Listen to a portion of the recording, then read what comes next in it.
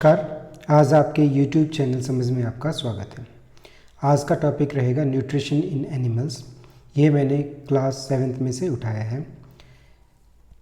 Paper point of view से ये lesson काफ़ी इम्पोर्टेंट है। आज का first question, the steps of nutrition in correct sequence are ingestion, digestion, observation, assimilation और एजेशन। थोड़ा इसको समझ लेते हैं। इंजेशन का मतलब इनटेक ऑफ फूड, डाइजेशन मतलब उस फूड को पचाना, ऑब्जर्वेशन मतलब जब फूड पच जाता है या ब्रेक डाउन हो जाता है तो उसका बॉडी के द्वारा ऑब्जॉर्व कर लिया जाना। एसिमिलेशन का अर्थ है कि जो फूड ऑब्जॉर्व हो गया है उसको दोबारा से रेस्पिरेशन के माध्यम से एनर्जी लेके यूटिलाइज करना। और लास्ट है एजेशन, यानी कि जो वेस्ट प्रोडक्ट है उसका निकाल देना। तो जो हमारे पास करेक्ट सीक्वेंस रहेगी वो यही रहेगी। सबसे पहले इंजेशन आएगा, फिर डाइजेशन, अब्जॉर्प्शन, एसिमिलेशन और एजेशन। तो जो इसका आंसर आएगा वो ए आएगा। Next question, ingestion in amoeba occurs with the help of.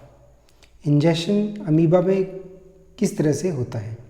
सीलिया पैरामोशियम नामक ऑर्गेनिज्म में पाया जाता है, तो ये नहीं होगा। Pseudopodia means false feets. तो जो अमीबा होता है वो उसकी स्ट्रक्चर कुछ इस तरह से है और वो अपने यहाँ पर बॉडी के आउटर पार्ट पर फॉल्स फीट्स यानी कि स्यूडोपोडिया डेवलप करती है, जिसके माध्यम से वो अपने फूड को इनटेक करती है। तो इसका जो करेक्ट आंसर आएगा वो आएगा B. Next question, read the following sentences. Pseudopodia is a finger like projection in amoeba. Okay, ये सही है। Pseudopodia helps in to engulf food in amoeba, ये भी सही है। Pseudopodia is a micro organism, ये गलत है, यानी कि फर्स्ट और सेकंड सही है। तो इसमें से आंसर आपके पास आएगा first one, A. Next question, digestive food is distributed in the entire cells by. जो बॉडी के अंदर जब वो सेल्स में फूड पहुंच जाता है या यूँ कहिए कि ग्लूकोज पहुंच जाता है, तब वह किस तरह से उस डिस्ट्रीब्यूट होता है in the cell? It is by diffusion. ध्यान रखिए आप। Next question, the process in which the digestive food is utilised by the body to release energy and build new substance is called। absorption नहीं होगा। एजेशन food waste product को बाहर निकालना होता है, ये भी नहीं है। डाइजेशन फूड को पचाना या यूँ कि ब्रेक डाउन ऑफ फूड होता है। तो इसका जो सही है करेक्ट आंसर आएगा वो आएगा एसिमिलेशन। एसिमिलेशन यानी कि when the digestive food is utilized by the body to release energy and build new substance, that is known as assimilation. Next, Paramecium have hair-like structure which helps it to ingest food is called। ये बिल्कुल same amoeba की तरह है। Amoeba के अंदर pseudopodia होता था और यहाँ पर पैरामेशियम में क्या होगा? सीलिया। तो इसका करेक्ट आंसर है ए।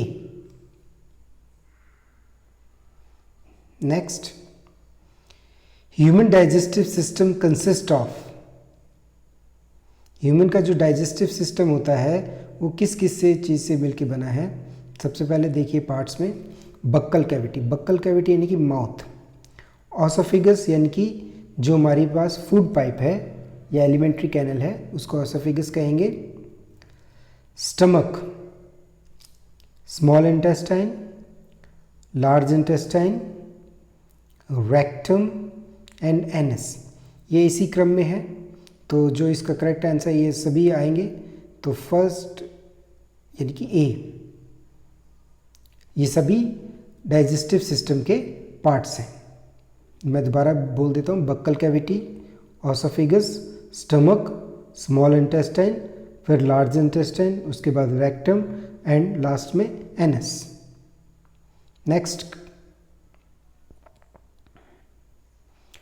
Organs associated with the digestive system are.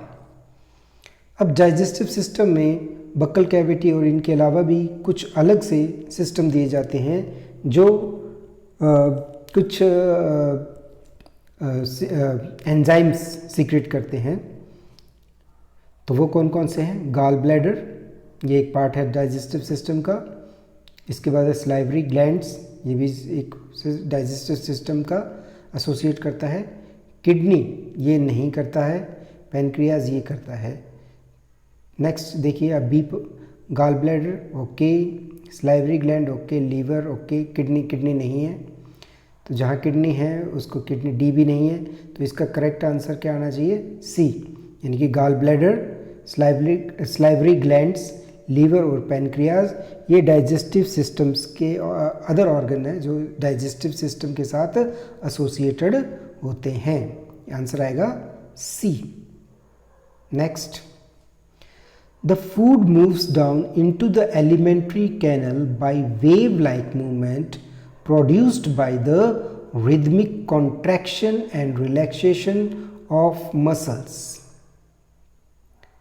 तो जो rhythmic contraction and relaxation of muscle walls of alimentary canal है, इसको हम क्या कहेंगे? इसको assimilation नहीं कहेंगे, rumination भी नहीं है, fermentation भी नहीं है। इसका करेक्ट आंसर है पेरिस्टालसिस। इसको याद कर लीजिए आप, B. Next, temporary milk teeth grow at the age of 1 and fall out at the age of 6 और 7 नहीं, 7 और 8 ओके, 8 और 9 नहीं, और 9 और 10 भी नहीं होगा। तो जो आंसर आएगा वो आएगा बी, यानी कि जो टेम्पररी मिल्क टीथ है वो 1 ईयर से आने शुरू होते हैं और लगभग 7 से 8 ईयर का जब बच्चा हो जाता है उस वक्त ये टूट जाते हैं और उनकी जगह कौन से टीथ आ जाते हैं? परमानेंट टीथ आ जाते हैं।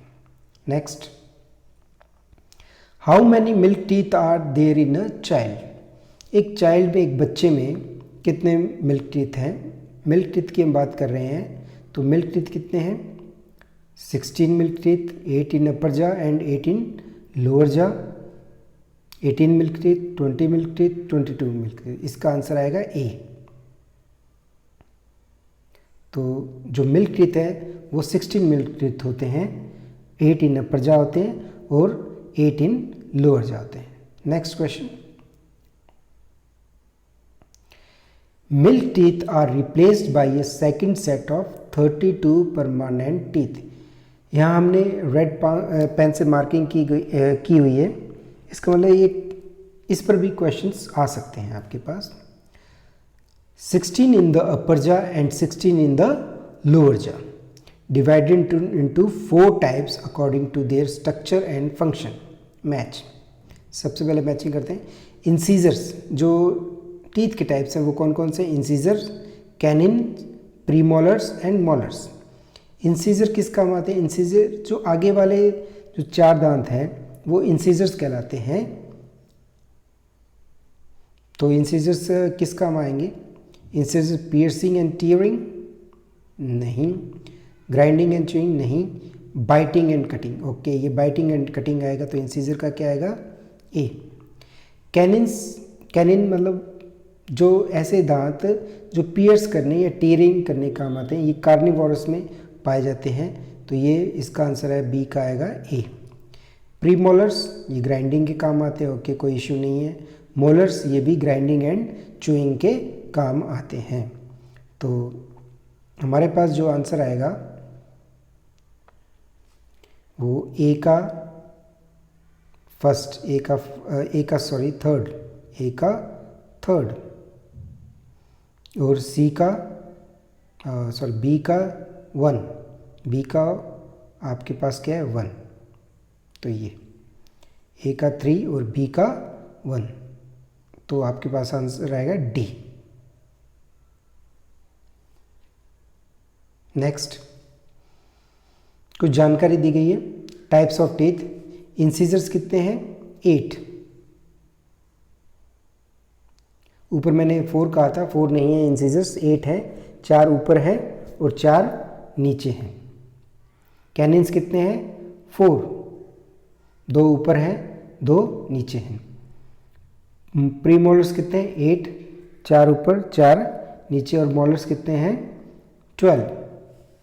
आप इसको इस तरह से याद कर सकते हैं, अगर इसको हम 4 से डिवाइड कर दें तो आपके पास आएगा 2, 1, 2, 3। इस तरह से आप इसको याद कर सकते हैं। Next, which of the following is not true? इसमें से कौन सा ट्रू नहीं है? The food is mixed with saliva secreted by 3 pairs of salivary glands in the mouth। ये सही है, हमारे पास 3 pairs of salivary glands होती हैं। Saliva contain an enzyme amylase या tailin that breaks down starch into maltose। ये B भी सही है। Saliva contains an enzyme called amylase tailin that breaks down carbohydrate into glucose। ये गलत है, कार्बोहाइड्रेट्स को ग्लूकोज में नहीं बदलता। Saliva makes the food wet and easy to swallow। किस डी आपका सही है, तो इसका जो इनकरेक्ट है वो सी स्टेटमेंट इनकरेक्ट है। Next question, food in the mouth is swallowed and passed into stomach, this food pipe is known as। वह फूड पाइप जो माउथ को स्टमक से कनेक्ट करती है वो कौन सी कहेगी? सीडोपोडिया नहीं है, ये अमीबा में पाया जाता है। ऑसोफिगस नहीं, सॉरी ऑसोफिगस है, इसको हम फूड पाइप कहते हैं, फूड पाइप। स्टोमाटा लिव्स में पाया जाता है, विली इंटेस्टाइन्स में पाई जाती है, तो आंसर आएगा B. Next question, stomach is shaped like the alphabet. English alphabet, किस इंग्लिश अल्फ़ाबेट की तरह स्टमक का स्ट्रक्चर है? तो इसका आंसर आएगा जे, यानी कि आपके पास ऑप्शन ए सही है। आपने स्टमक का स्ट्रक्चर देखा होगा, कुछ इस तरह से होता है, जे शेप में। Next, which is untrue? इसमें से कौन सा सही नहीं है? मैं एक चीज़ कहना चाहूँगा, बाकी ऑप्शंस आप याद कर लीजिए, एग्ज़ाम के हिसाब से ये इम्पॉर्टेंट है।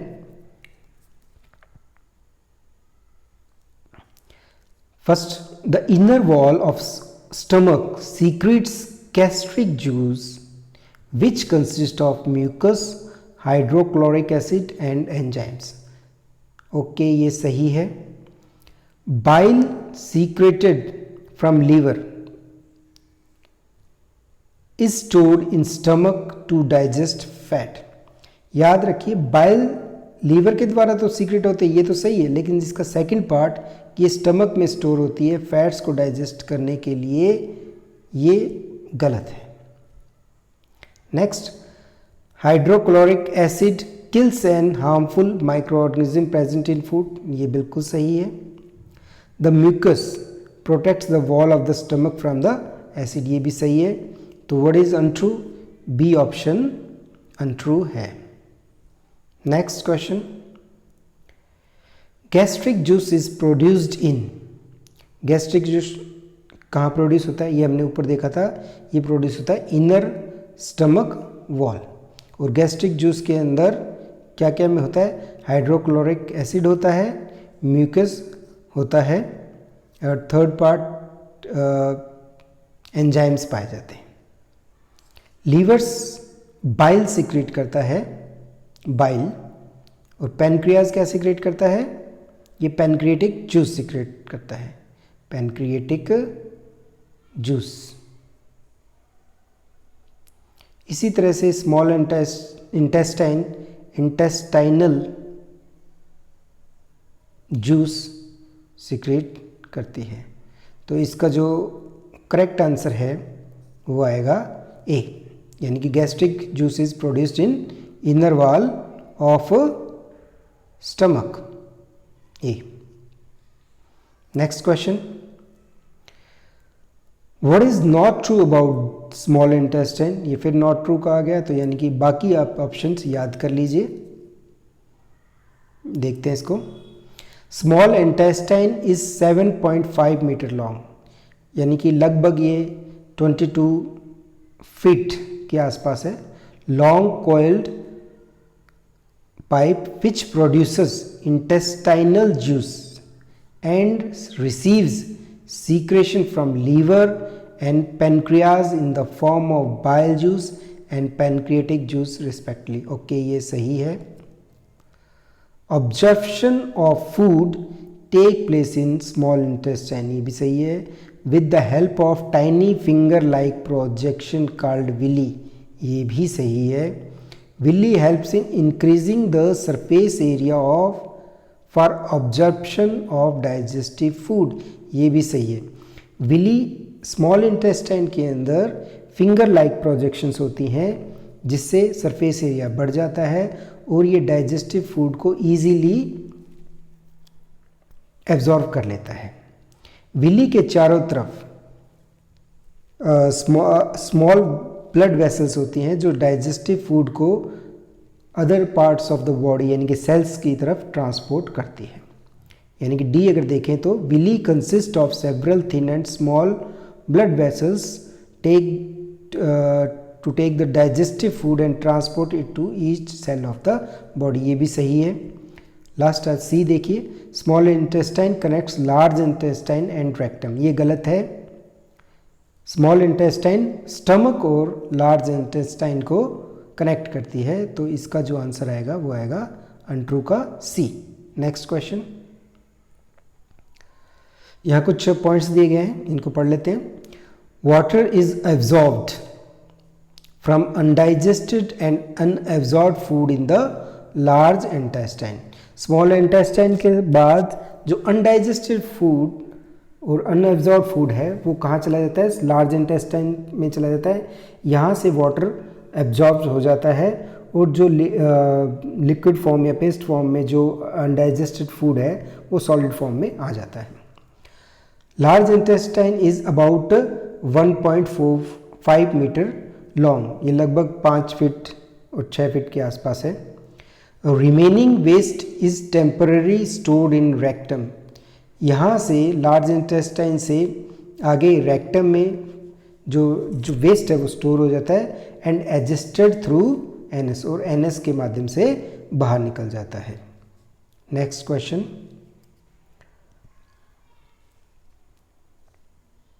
Liver is reddish brown organ present on the right side of stomach. ये मैंने कुछ रेड कर दिया है इसको, तो आप ये ध्यान रखिए कि ये इम्पॉर्टेंट है। तो लीवर का जो कलर है वो कैसा रहता है? रेडिश ब्राउन कलर है, और ये कहाँ पाया जाता है? ये right side of the stomach पाया जाता है। It produces A bile juice which is temporarily stored in gallbladder and it helps in digestive fats, ये बिल्कुल सही है। बाइल जूस है वो टेम्पररी रूप से गाल ब्लैडर में स्टोर होता है और उसके बाद ये स्मॉल इंटेस्टाइन में पहुंच जाता है जहाँ पर ये फैट्स को डाइजेस्ट करने के काम आता है। नेक्स्ट भी देखते हैं, bile juice which is temporarily stored in gall bladder helps in digestive protein, गलत है। सी ऑप्शन में ये पेनक्रियाज के द्वारा, ये बाइल जूस पेनक्रियाज के द्वारा नहीं होता, ये गलत है। लास्ट में ये पेनक्रियाज के द्वारा नहीं, गलत है। तो आपके पास जो आंसर आएगा वो आंसर आएगा A. Next question, pancreatic juice is secreted by cream coloured organ called pancreas. तो पेनक्रियाज का कलर कैसा है? क्रीम कलर्ड है। प्रेजेंट बिलो द स्टमक, ये कहाँ? स्टमक के नीचे होती पाई जाती है, जबकि liver right side of the stomach पाया जाता है। It helps to digest proteins, okay, pancreatic juice proteins को डाइजेस्ट करने का काम आता है। फैट्स को भी डाइजेस्ट करने का काम आता है, कार्बोहाइड्रेट्स को भी डाइजेस्ट करने का काम आता है। तो इसका आंसर आएगा डी, यानी कि all of the above. Next question, at the end of digestion process proteins is convert to, digestion के बाद प्रोटीन किस पे कन्वर्ट होता है? ग्लूकोज में नहीं होता, एमिनो एसिड। यस, प्रोटीन्स किस में बदल जाता है? एमिनो एसिड्स में बदल जाता है। तो इसका राइट आंसर आएगा बी।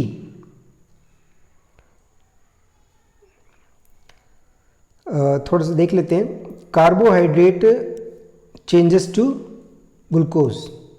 तो जो अपने पास कार्बोहाइड्रेट है, carbohydrates it converts to glucose. Proteins amino acids बता ही दिया। और फैट्स ये किस में बदल जाता है? ये फैटी एसिड्स और ग्लाइसेरल में बदल जाता है। Next question, assimilation occurs at, assimilation कहाँ होता है? हमने पहले देखा था एसिमिलेशन क्या है? The utilisation of energy by the cells. तो इसका जो आंसर करेक्ट आएगा वो क्या आएगा? सेल्यूलर लेवल के ऊपर एसिमिलेशन होता है, यानी कि आंसर आएगा C. Next question, vitamins and minerals are digested and then absorbed by body in the form that they exist in. आप याद रखिए कि विटामिन्स और minerals they are not digested by the body, they are only absorbed by the body in the form that they exist in।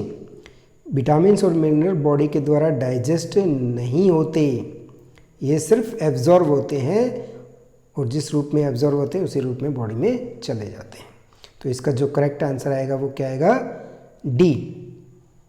Next question, which is true about herbivorous like cows, buffalo and goats? They have complex stomach। Okay, herbivores animals जो अपने food को chew करते हैं, grass को chew करते हैं, उनका stomach कैसा होता है? कॉम्प्लेक्स होता है और ये काफ़ी सारे चैम्बर से मिलके बनाता है। यहाँ सिंगल चैम्बर लिखा है तो ये आंसर गलत है, यहाँ मैनी चैम्बर्स आना चाहिए। The smallest chamber is called rumen, ये गलत है, स्मॉलेस्ट नहीं, it should be largest. Largest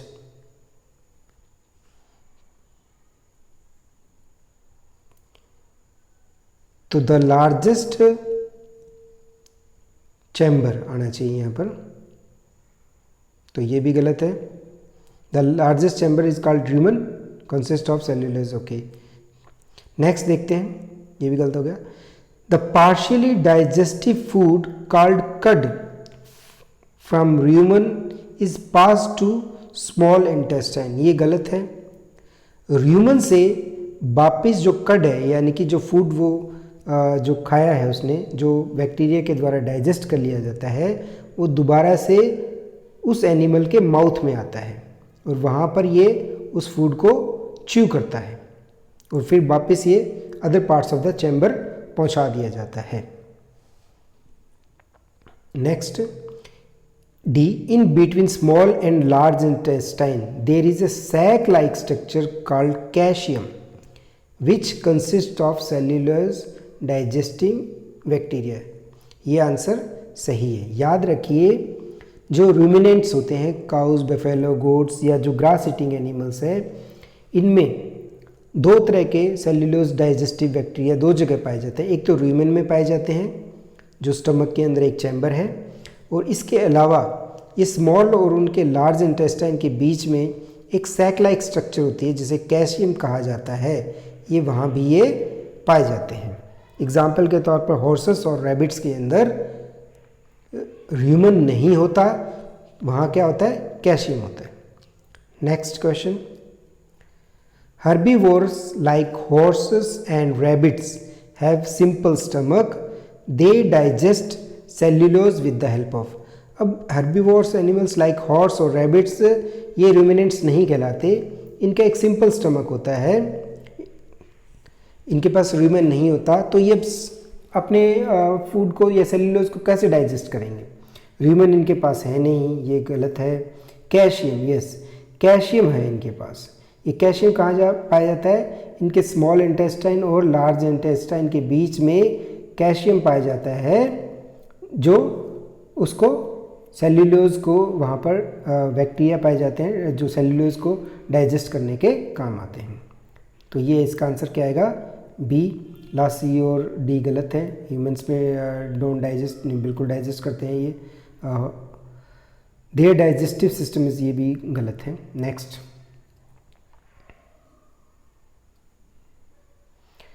the chewing of cud by herbivores animals is called, जो चूइंग जो कड को कहलाता है वो रूमिनेशन कहलाता है। कड क्या चीज़ है? सबसे पहले कोई हर्बीवोरस एनिमल्स लाइक काउज, गोट, ये बहुत बड़ी मात्रा में फूड को, ग्रास को खा लेती हैं और ये उनके र्यूमन नाम के चैम्बर में, स्टमक के चैम्बर में पहुंचता है, जो साइज़ में सबसे बड़ा होता है। यहाँ पर सेल्यूलोज डाइजेस्टिंग बैक्टीरिया पाए जाते हैं जो उस सेल्यूलोज को डाइजेस्ट करते हैं। ये दोबारा से फूड, इसे जिसे कड कहते हैं, ये कहाँ जाएगा? ये एनिमल के माउथ में आ जाता है। एनिमल इसको दोबारा च्यू करता है, उसको और डाइजेस्ट करता है और उसके बाद ये कहाँ पहुँच जाता है? उसके स्टमक में, other parts of the stomach पहुँच जाता है। तो इसका जो करेक्ट है, इसे क्या कहलाएगा? इसे रूमिनेशन कहते हैं। नेक्स्ट क्वेश्चन, कुछ पॉइंट्स हैं, इसको पढ़ लेते हैं। Ruminants animals have complex stomach containing many chambers. The largest chamber, rumen, consists of cellulose digesting bacteria. In between small and large intestine there is a sac-like structure called caecum, which also consists of cellulose digesting bacteria. Next point, human cannot digest cellulose as they don't have cellulose digesting bacteria. कड किसे कहते हैं? Partially digested food chewed by herbivores animals like cows, buffalo. Food vacuoles किसे कहते हैं?